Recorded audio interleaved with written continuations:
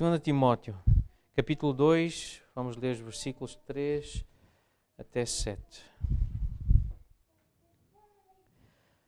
Participa dos meus sofrimentos como bom soldado de Cristo Jesus.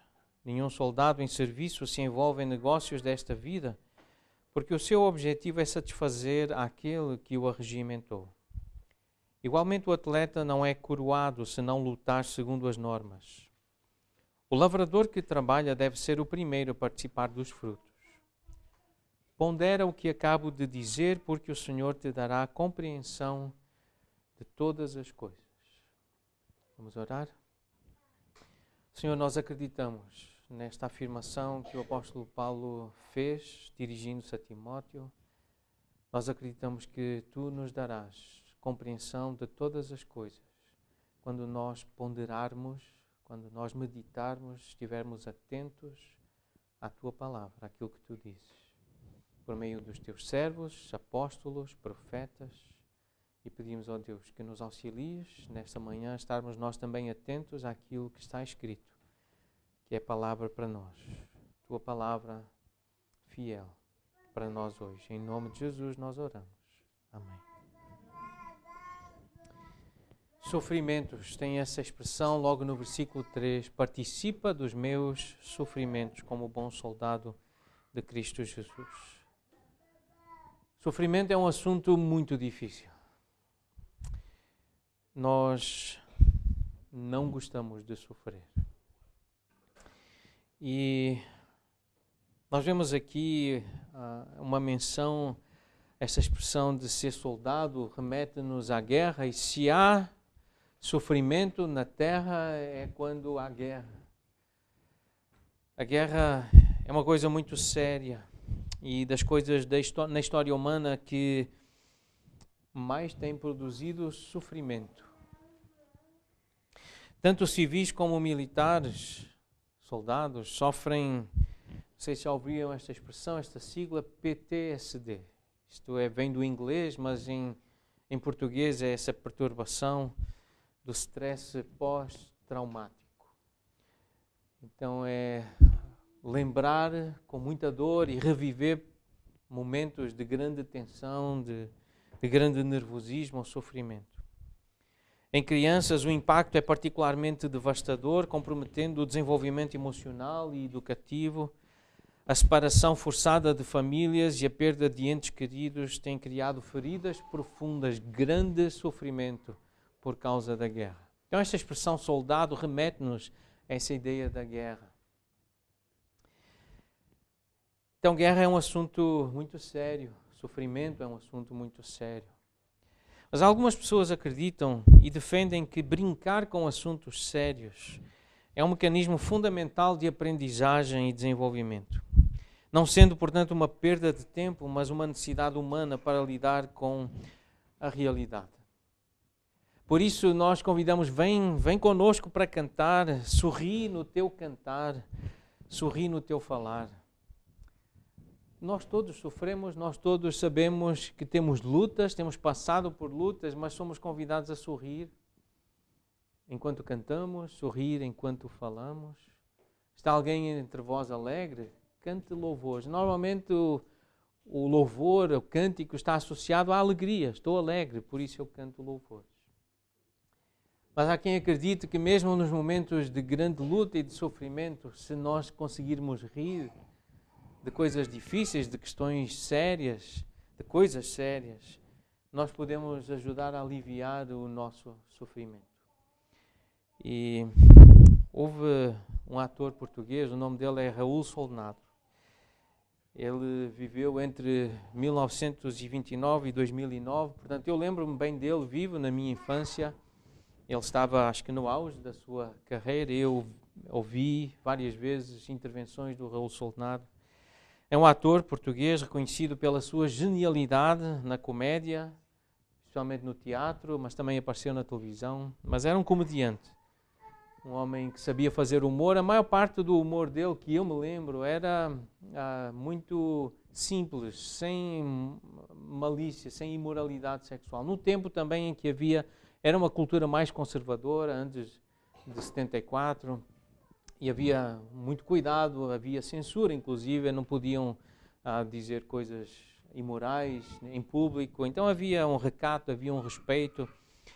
E ele é dessa época, desse tempo, e ele disse que os portugueses não gostam muito de rir de si mesmos, de si próprios.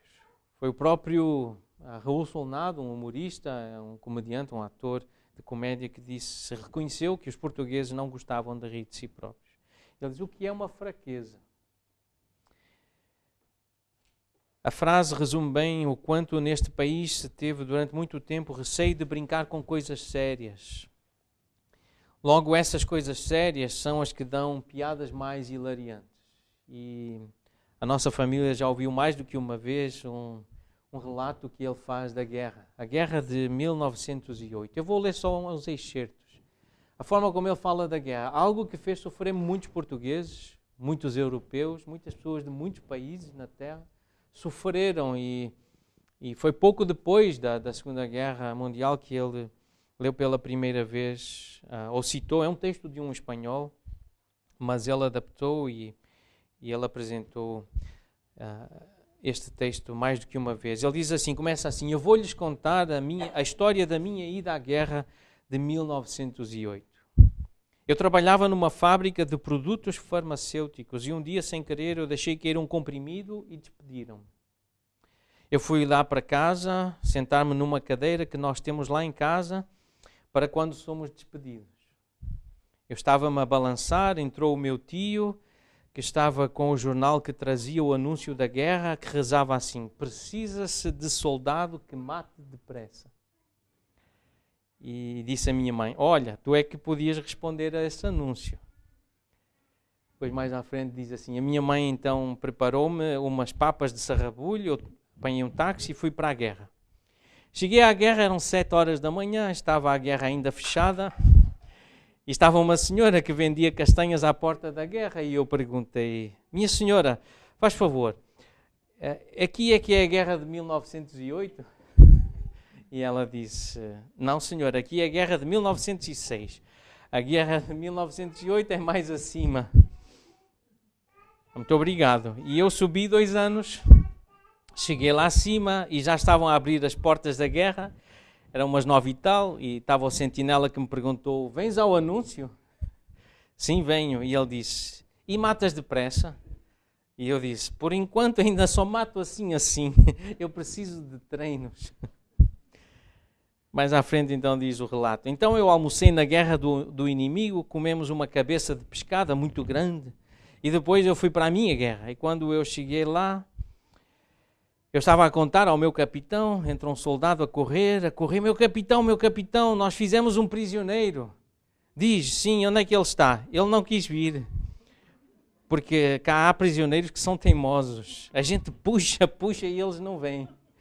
Feitios. Então o meu capitão disse, vai lá buscar o avião, isto mais à frente. Porque como a gente se dava muito bem com o inimigo, nós tínhamos só um avião que dava para todos. Eles bombardeavam às segundas, quartas e sextas e a gente bombardeava às terças, quintas e sábados. E lá íamos morrendo. Eu fui embora para a minha guerra e quando cheguei lá estava o meu capitão à porta da guerra e disse-me, olha, podes-te ir embora porque a guerra acabou-se. E eu disse, acabou-se?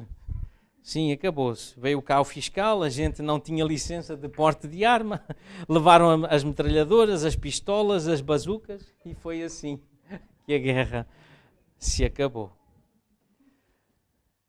Brincar com um assunto tão sério, mas há quem diga que faz parte do desenvolvimento, é uma forma de até ajudar a curar a alma. Este homem fazia isso.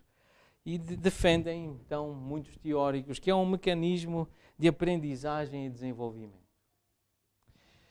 O ministério do discipulado e do ensino é algo muito sério, dá trabalho e não poucas vezes produz muito sofrimento. E por isso há brincadeiras também sobre ministério, sobre pastores. Muitos pastores, quando estão juntos, brincam com a sua agenda, brincam com o seu ministério, o seu trabalho, porque é uma forma de tentar tornar mais leve o sofrimento. Há muitas piadas sobre igrejas, sobre crentes, sobre cristãos, uma tentativa de aligeirar essa dor, esse peso. Passar pelo sofrimento não deveria ser uma surpresa, uma novidade para Timóteo, nem para nós cristãos. Faz parte da nossa vida, faz parte da nossa realidade. Nós vamos sofrer. E por isso entendemos que de vez em quando nós queremos rir, todos nós gostamos de rir. Há uma crónica que diz, é antiga também da minha infância, mas dizia: rir é o melhor remédio. E tinha várias piadas simples também. Não sei se alguém lembra das seleções dos Reader's Digest. Era o nome dessa revista, uma revista, não sei se semanal, mas eu tinha várias e eu ia sempre, a primeira parte que eu abria era rir é o melhor remédio. E todos nós gostamos de rir, de estar num ambiente alegre. Mesmo quando há funerais, não sei se já participaram, mas mesmo em funerais, quando a família se junta, passado algumas horas já vemos pessoas a rir, até a gargalhar, mesmo em funerais, porque lembram de coisas da sua infância e há momentos assim. Eu já passei várias vezes por isso. Mas o sofrimento é algo, ainda há pouco lemos em Tessalonicenses, quando Paulo diz, foi para isto que fomos destinados, para as tribulações, para as angústias. Nós sabíamos que isto ia acontecer. E ele já tinha mencionado o sofrimento nesta carta, no capítulo 1, versículo 8. Não te envergonhes do testemunho do nosso Senhor, nem do seu encarcerado, que sou eu, pelo contrário, participa comigo dos sofrimentos em favor do Evangelho, segundo o poder de Deus. Mas ele já tinha mencionado a importância de estar a contar que vai sofrer, nós vamos sofrer, participa dos sofrimentos. Depois no capítulo 4, versículo 5, fala, suporta as aflições. Capítulo 3, versículo 12, diz, todos os que querem viver de forma piedosa, querem agradar a Deus em Cristo Jesus, serão perseguidos, vai haver sofrimento. Atos 14, 21, tendo anunciado o Evangelho naquela cidade e feito muitos discípulos, voltaram para Listra, Icônio e Antioquia, fortalecendo a alma dos discípulos e exortando-os a permanecer firmes na fé, mostrando que, através de muitas tribulações, nos importa entrar no reino de Deus. Pregaram sobre a graça de Deus e pregaram dizendo que, para entrar no reino de Deus, é necessário, nós vamos passar por muitas tribulações.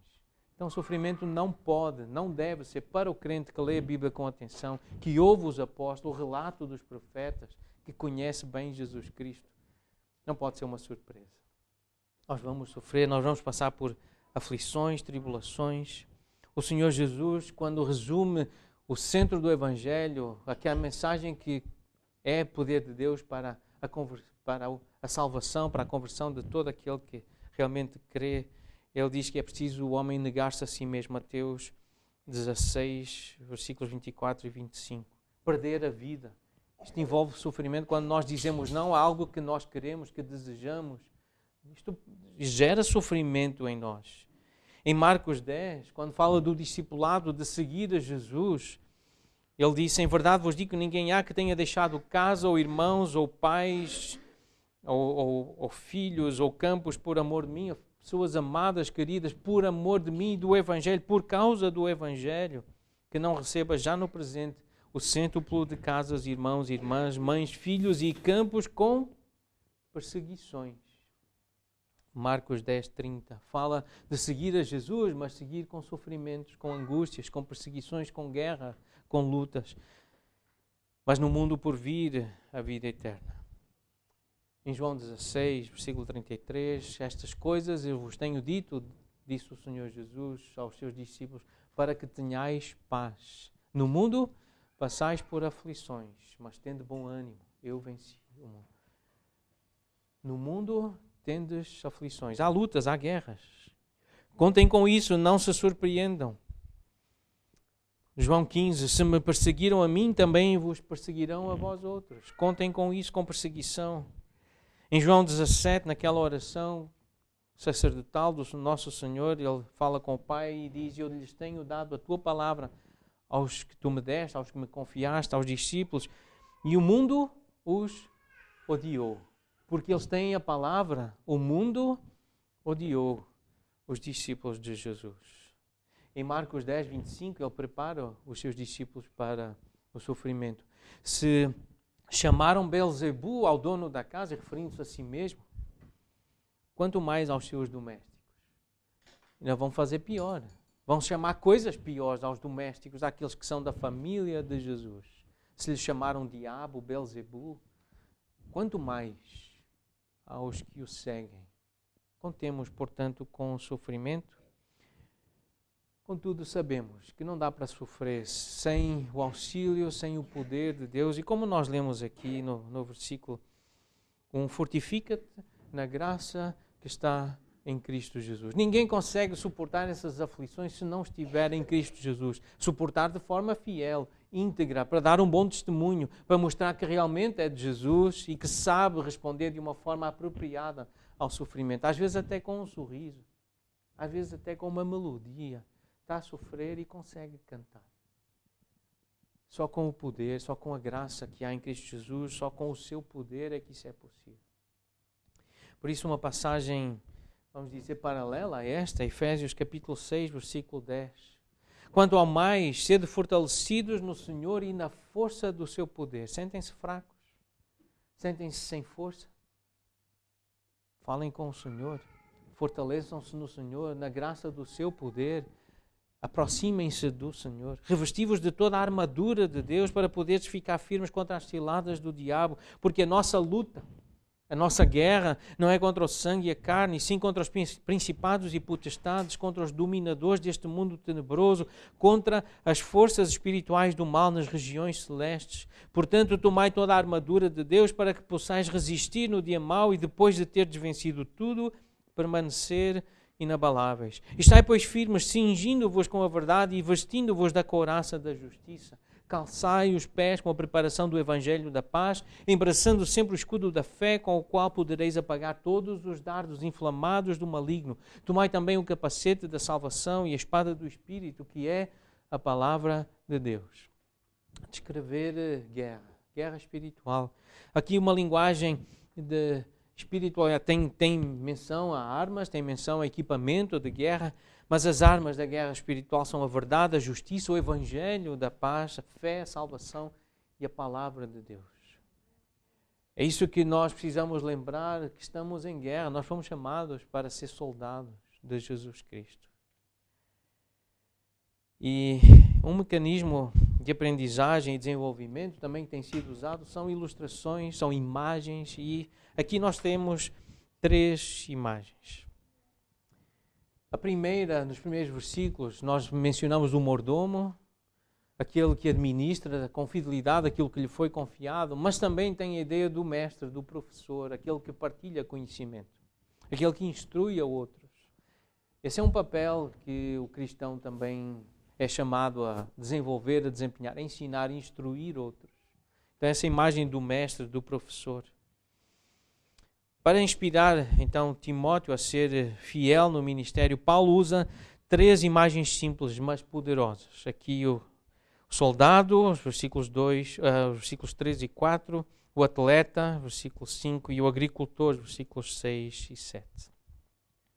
Então nós vamos olhar para essa primeira imagem que nós temos aí, a do soldado.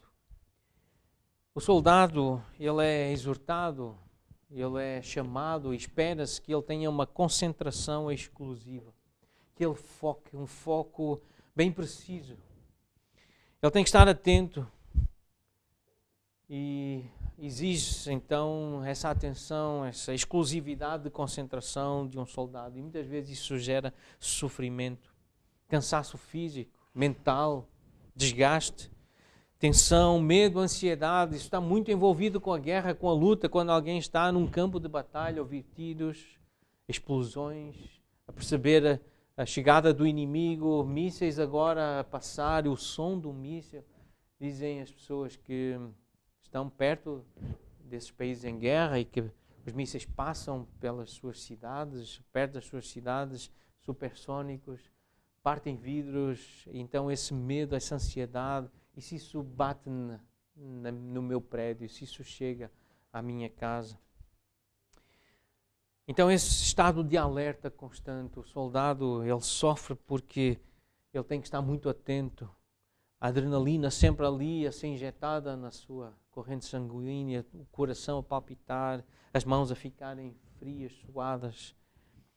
há sofrimento associado à guerra, ao soldado. Mas ele tem uma expectativa, uma esperança, uma recompensa que é, satisfazendo aquele que o chamou, ele receberá um elogio.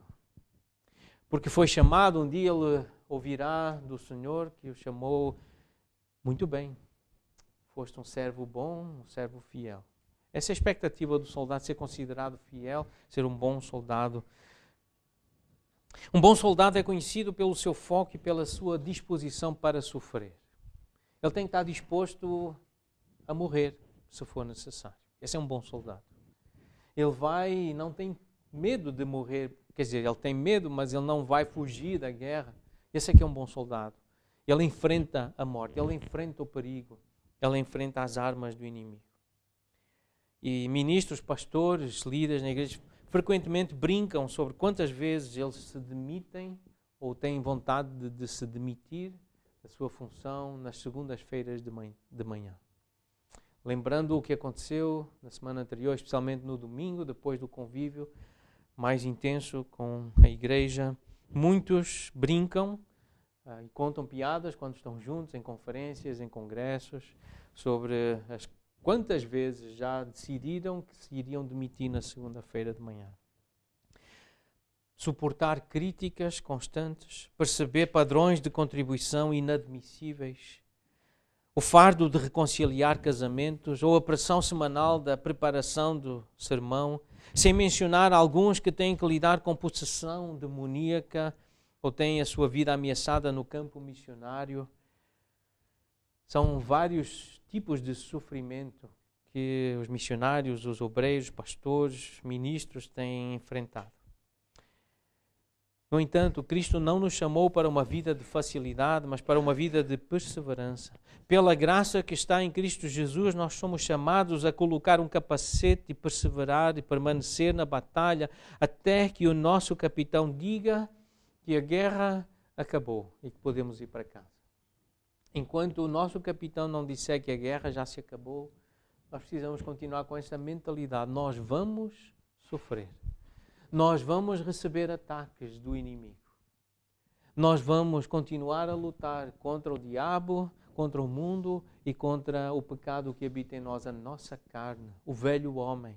Ela ainda está cá. E esses inimigos ainda nos vão fazer sofrer muito. Soldados vivem com a consciência de que a guerra já está a acontecer. Há guerra. Há um senso de concentração, de austeridade, abnegação e desconsideração por assuntos triviais. Quem está na guerra não fica muito preocupado com combinações de cores. Se aquele modelo de tênis ou de casaco fica bem naquela calça, não fica a pensar muito em que cor vai pintar a parede, em programas de entretenimento. Quando alguém está em guerra, fica muito concentrado no inimigo e como derrotar o inimigo, defender a sua causa. Aquelas coisas do dia a dia, aquelas coisas triviais, não passam pela mente de alguém que está consciente de que está em guerra, que é um soldado. É evidente que isso não significa que os cristãos em geral, ou os pastores em particular, missionários em atividade, devem negligenciar a vida familiar ou um tempo de lazer saudável. Coisas triviais.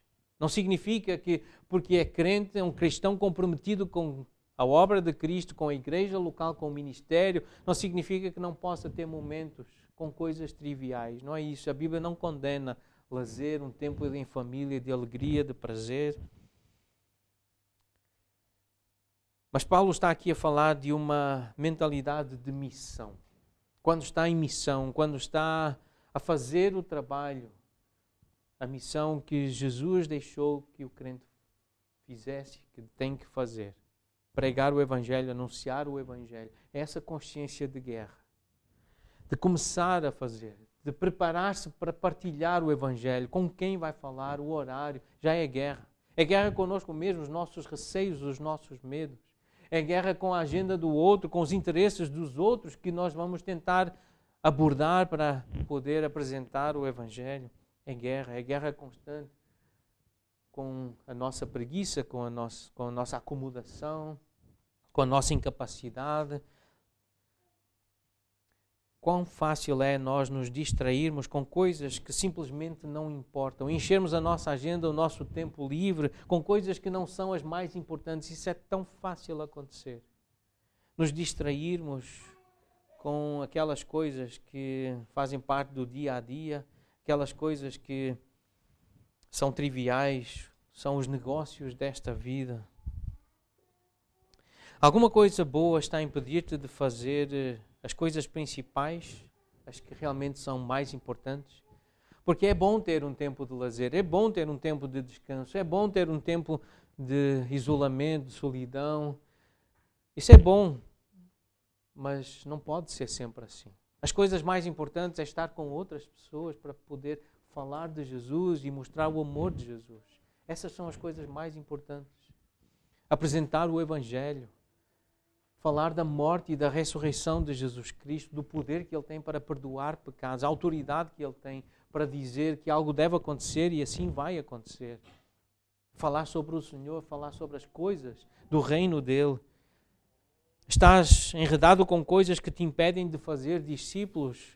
Responde a esta pergunta. Tu tens feito discípulos? Estás a fazer discipulado com alguém? Estás a procurar apresentar o Evangelho a alguém? Porque esta é a tua missão, é a minha missão, é a nossa como igreja. Estás enredado com coisas, negócios desta vida que te impedem de fazer o trabalho que Deus te chamou para fazer? A solução para este problema é lembrar que o nosso objetivo principal deve ser agradar a Jesus. Combate o bom combate, disse Paulo a Timóteo. Aquele que Jesus te chamou para combater, para lutar, combate o bom combate. A defesa da verdade, a defesa do Evangelho, apresenta o Evangelho, apresenta Jesus Cristo. O amor aos bens mundanos enreda a alma e impede-te de voar para Deus, disse um pensador cristão. O amor aos bens da terra, aos bens mundanos, impede-te de elevar a tua alma, de te aproximar de Deus, de voar em direção a Deus. Estás preso à ganância, à busca por controlo, a controvérsias sem sentido, a paixões da juventude. Tu estás preso por essas coisas, estás enredado por esses prazeres da terra, essas sensações. Que a tua paixão seja singular. Que a minha paixão, a nossa, seja singular, única. A nossa verdadeira motivação seja agradar aquele que nos arregimentou, que nos alistou, que nos chamou para nós estarmos neste exército. É isso que um bom soldado faz. Procura agradar aquele que o arregimentou, que o alistou, que o chamou para a guerra. A segunda imagem é do atleta. O bom atleta é conhecido por essa integridade incondicional. É conhecido pela sua disciplina. E há sofrimento, obviamente. Há cansaço físico, há esgotamento físico, há necessidade de resistência, de superação. Mas para fazer tudo dentro das regras, dentro dos limites que aquela competição impõe. Atletas não podem usar certas substâncias para melhorar o desempenho, chamado doping. Substâncias que eles injetam, que cheiram, que pode aumentar a sua frequência cardíaca ou dar um boost na sua força muscular. Isso é proibido. Há regras que proíbem. Em alguns desportos não podem exceder um certo peso, não podem exceder as medidas dos materiais dos carros que tens que estar, por exemplo, na Fórmula 1, em conformidade com regras bem restritas. Não pode passar milímetros, gramas. É tudo ao pormenor. Não pode ferir essas regras. Se quer ganhar o prémio, se quer ficar com a recompensa, tem que cumprir as regras, tem que ser rigoroso, tem que conhecer e cumprir as regras. Para ser vencedor é preciso jogar conforme as regras. E para ser um vencedor é necessário treinar. É necessário praticar e muito. Por isso, em 1 Timóteo capítulo 4, versículo 7, Paulo diz a Timóteo: exercita-te na piedade. Se quer ser um vencedor, um bom atleta, pratica exercício. Alguns irmãos que se juntaram para comentar esta passagem, 3 deles, pelo menos o livro tem 3 autores, eles fazem este comentário: milhões de pessoas admiram atletas, gostam de ver atletas, seguem atletas, mas poucos desses milhões imitam os atletas.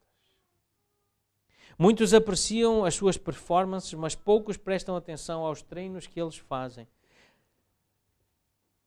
Poucos são tão disciplinados e tão dedicados como esses grandes atletas. E muitos cristãos querem a bênção de Deus sobre as suas vidas sem seguir as regras de Deus. Querem ter a aparência, alguns fãs, alguns espectadores admiram a aparência dos atletas, o tamanho dos seus músculos, a sua rapidez, a sua agilidade, mas não querem treinar como eles treinam. E também há crentes que admiram o conhecimento, a piedade de outros crentes, admiram o trabalho, o ministério deles, mas não querem seguir as regras de Deus, não querem seguir conselhos de Deus, não querem seguir a sabedoria de Deus. E Paulo não estava aqui a falar sobre guardar regras para ganhar a salvação. Ele está a falar sobre o desejo que todo verdadeiro crente, todo verdadeiro cristão tem de andar em piedade de acordo com a palavra de Deus, quer agradar a Deus. Todo verdadeiro crente quer ser agradável a Deus. Então nós temos algumas regras pelas quais nós devemos viver. As nossas vidas devem ser governadas pela Bíblia. Por exemplo, Deus diz aos crentes para se casarem com outros crentes, não com incrédulos. É uma regra da Bíblia. É crente, casa com outro crente. Ele diz-nos para compartilhar a nossa fé, orar, contribuir financeiramente para a sua missão e muito mais. Isto são regras, são orientações da Bíblia. Se é crente, é um verdadeiro crente, tem que agir desta forma. E se nós queremos a recompensa da fidelidade, nós devemos competir de acordo com os padrões de Deus. Mais uma vez, nós fazemos isso pela graça que está em Cristo Jesus, não é na nossa força. Mas se vamos fazer o que Deus quer, o que Ele manda, o que está nas regras, nós temos que depender da graça que vem dEle, do seu poder. Se os atletas podem treinar e competir por troféus e aplausos dos homens, quanto mais devemos nós treinar e suar por aquilo que é eterno. Este texto é um incentivo para nós nos dedicarmos, para sermos diligentes, para sermos disciplinados, para imitarmos os atletas que querem ganhar um prémio, querem ganhar uma coroa, uma recompensa, mas eles dedicam-se, eles sacrificam-se para poder ter esse prémio. Do ponto de vista humano, Paulo era um perdedor, um fracasso. Não havia ninguém nas bancadas a apoiá-lo, pois todos os da Ásia o abandonaram, como nós lemos no capítulo 1, versículo 15. Ele estava na prisão, a sofrer como um malfeitor, um criminoso. No entanto, Paulo era verdadeiramente um vencedor. Ele tinha seguido as regras estabelecidas na palavra de Deus e um dia ele receberia a recompensa do próprio Senhor Jesus Cristo. Paulo disse ao jovem Timóteo: o importante é que obedeças à palavra de Deus, não importa o que as pessoas possam dizer de ti. Tu não estás a correr para agradar pessoas ou para obter fama, tu estás a correr para agradar a Jesus Cristo. Então continua a correr. Faz a tua corrida como eu fiz a minha. Corre para o prémio, corre para o alvo. É agradar a Jesus Cristo.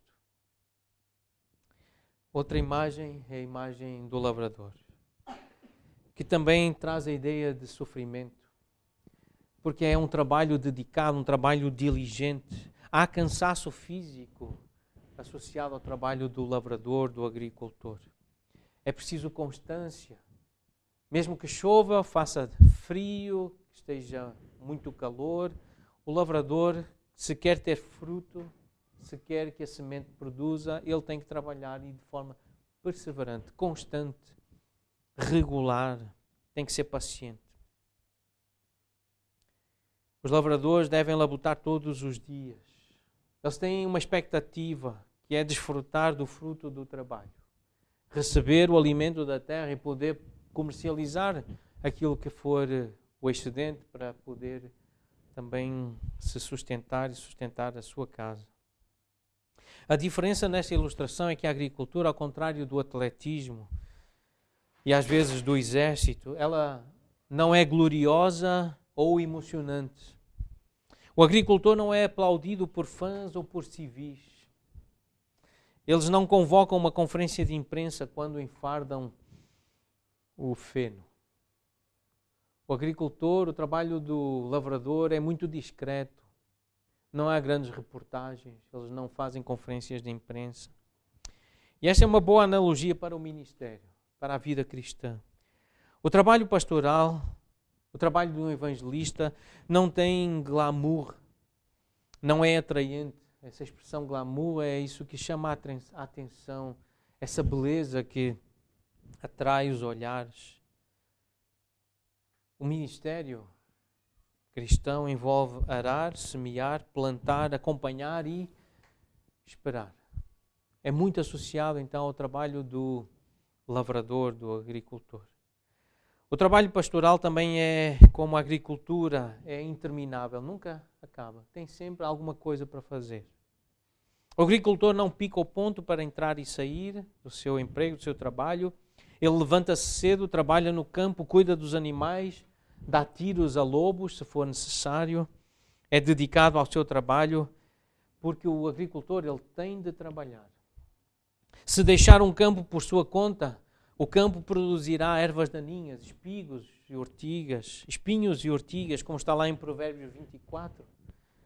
Versículos 30 a 34, tem essa ideia de o campo que não é cuidado, ele está cheio de ortigas e de espinhos. O ministério é um trabalho árduo. E os ministros, bem como os membros de uma igreja bíblica, uma igreja saudável, eles devem trabalhar os seus campos espirituais com a mesma diligência com que os lavradores trabalham os seus terrenos agrícolas. Um agricultor precisa de paciência. Em Tiago capítulo 5, versículo 7, nós lemos que o lavrador aguarda com paciência o precioso fruto da terra, até receber as primeiras e as últimas chuvas. E paciência implica saber, ser capaz de esperar. E isto, não poucas vezes, é sinónimo de sofrimento. Esperar é sofrer, muitas vezes. Provérbios 13, versículo 12. A esperança que se adia faz adoecer o coração. Mas o desejo cumprido é árvore de vida. Traz sofrimento quando nós temos que esperar por ver resultados, ver crescimento, ver o fruto. Isso traz sofrimento. O lavrador que trabalha diligentemente merece ser o primeiro a participar dos frutos. Essa frase que Paulo usa aqui dá a ideia de que os crentes que compartilham a palavra com outras pessoas são os primeiros a desfrutar das suas bênçãos. O pregador e o professor sempre tiram mais proveito do sermão ou da lição do que os ouvintes. Nós temos repetido isto algumas vezes. Porque dedicam-se muito mais a esse conteúdo, a essa palavra, à lição, à pregação. Eles estão a encher-se da palavra e acabam por receber o fruto, porque estão ali a lidar, a arar a terra, a semear e são abençoados pelo fruto que vem da palavra. Eles também sentem grande alegria ao ver as sementes plantadas darem fruto na vida de outros. O lavrador pode desfrutar da parte do fruto do seu trabalho, e esse é outro lado da agricultura. Da mesma forma, no trabalho pastoral, que há bênçãos tremendas envolvidas em ver pessoas sustentarem materialmente os seus líderes. Assim como vem sustento para o agricultor, ele come parte daquilo que ele plantou, produziu e que viu Deus dar crescimento. Também os pastores, os missionários, os obreiros, os líderes, eles sentem essa bênção de ver os irmãos da igreja a contribuírem para o seu sustento financeiro. É uma alegria ver os irmãos a crescerem em santidade, a ver os incrédulos a se converterem e ver os projetos missionários a se desenvolverem. O ministério lento, cuidadoso e fiel acaba por dar fruto porque nós colhemos o que semeamos. Gálatas capítulo 6. Se estamos a semear algo espiritual, algo bom, uma semente boa, ela acabará por dar fruto. Vai haver colheita. A agricultura é um trabalho árduo e pode trazer muita decepção, mas a recompensa traz muita satisfação. Portanto, não nos cansemos de fazer o bem, porque a seu tempo ceifaremos se não desfalecermos. Se o lavrador não arar e semear, não vai colher. Paulo disse a Timóteo e diz-nos a nós para nós continuarmos a arar e a semear. Preparem a terra, lancem a semente, façam o trabalho, sejam pacientes. É por isso que, mesmo falando de coisas muito sérias, guerras, sofrimento, nós queremos sentir e expressar alegria porque nós aguardamos a recompensa. E Tiago exorta-nos a sentir alegria, a expressar alegria. Irmãos, tendo por motivo de toda a alegria o passardes por várias provações, por vários tipos de sofrimento, sabendo que a provação da vossa fé, uma vez confirmada, produz perseverança. É assim que vocês vão ser treinados a ser perseverantes, a continuar a fazer o bem, a continuar a fazer o que é certo. 2 Timóteo 4,8. Já agora a coroa da justiça me está aguardada, a recompensa. Vai haver uma recompensa. E Paulo, que foi um bom soldado, Paulo, que foi um atleta, que correu, Paulo, que foi paciente e que lançou a semente como um bom lavrador, ele diz: a coroa da justiça me está aguardada, a qual o Senhor reto juiz me dará naquele dia, não somente a mim, mas também a todos quantos amam a sua vinda. A pergunta é: nós amamos a vinda do Senhor Jesus? Nós ansiamos a vinda dele? Estamos prontos para o receber quando ele vier? Porque todos quantos amam a vinda de Jesus, creem na sua vinda, esses vão receber também uma coroa, a coroa da justiça, uma recompensa. Vão estar ao lado do Rei dos Reis, o Senhor dos Senhores, o justo juiz, o Supremo Senhor. Por isso, este conselho, esta ordem, esta regra pondera naquilo que acabo de dizer. Medita, pensa. Esse verbo é a ideia de perceber com a mente. Usa a cabeça, usa a mente. Pensa sobre isto, presta atenção, considera, reflete sobre estas coisas que eu acabo de dizer, Timóteo. Crente, cristão que está a ler o versículo 7 de 2 Timóteo, capítulo 2. Pondere o que acabamos de ler. Porque o Senhor te dará compreensão em todas as coisas, o Senhor nos dará a compreensão das coisas que Ele revelou. Quando nós ponderamos na palavra de Deus, quando nós somos cuidadosos no estudo, na leitura, para compreender as Escrituras, nós temos esta promessa: o Senhor nos dará a compreensão em todas as coisas. Por isso, não sejamos preguiçosos no estudo da Bíblia. Lavremos, corramos, lutemos diligentemente, arduamente, crendo que Deus nos ajudará a descobrir as verdades da sua palavra. A nossa parte é essa. A nossa parte é como o agricultor faz, é lavrar a terra. É cansativo, é verdade. Mexer, estudar. Nós temos que correr, ficar cansados fisicamente. Nós temos que lutar contra inimigos, usar armas espirituais. Para ser um bom estudante das Escrituras, nós precisamos de trabalho árduo e de um coração humilde, dependente. Senhor, é só pela Tua graça. Por isso, dá-me a Tua graça, dá-me a Tua força. Tu prometeste que darias e eu estou aqui a pedir. Então temos estas imagens para ajudar no nosso crescimento, no nosso desenvolvimento como cristãos. A imagem do lavrador, do atleta e do soldado. Isto envolve sofrimento. Por isso o conselho: fortifica-te na graça que está em Cristo Jesus. Sejam fortalecidos no Senhor e na força do seu poder. Revesti-vos de toda a armadura de Deus. A nossa luta não é contra carne e sangue, e sim contra principados e potestades, contra os dominadores deste mundo tenebroso, contra as forças espirituais do mal. Portanto, tomai toda a armadura de Deus para que possais resistir no dia mau e depois de teres vencido tudo, permanecer inabaláveis. Armados para a guerra, nós vamos lutar.